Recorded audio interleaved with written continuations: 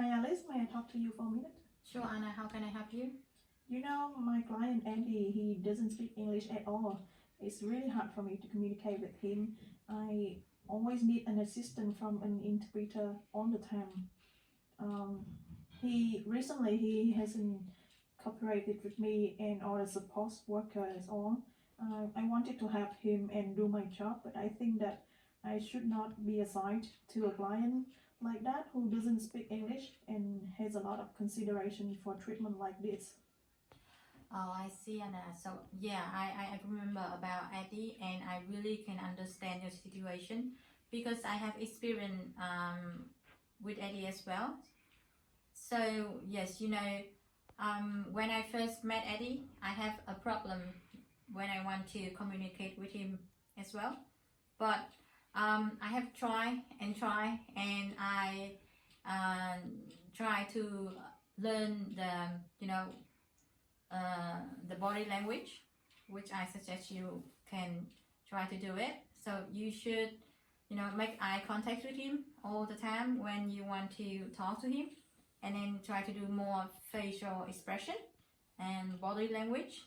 And there's one thing that I learned from my experience is I have learned some common words about daily living activities in Aboriginal language that I translate to English as well.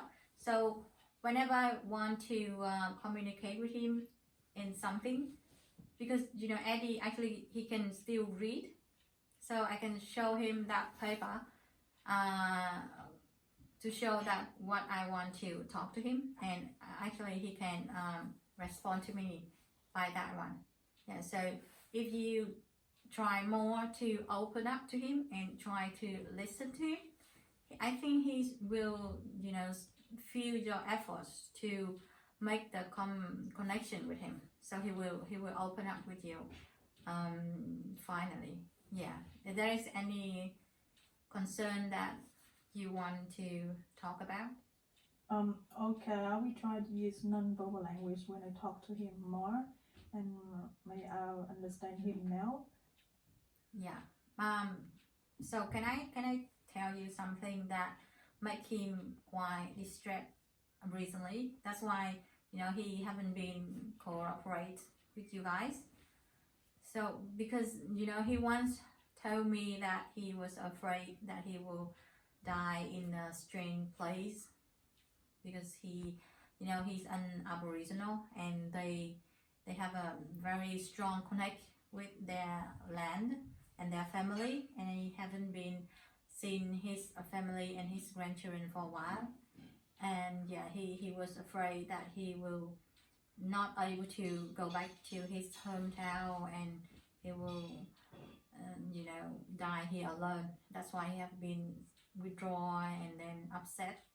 So once you can put yourself in his situation, you can actually understand him more. So yeah, try to understand him more.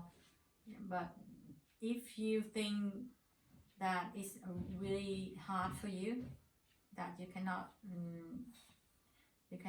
continue in doing the care for Eddie, you can try to speak with your supervisor. But don't hesitate to come to me to talk to me about anything that you need to discuss about Eddie. Thank you, Alice. That's really helpful.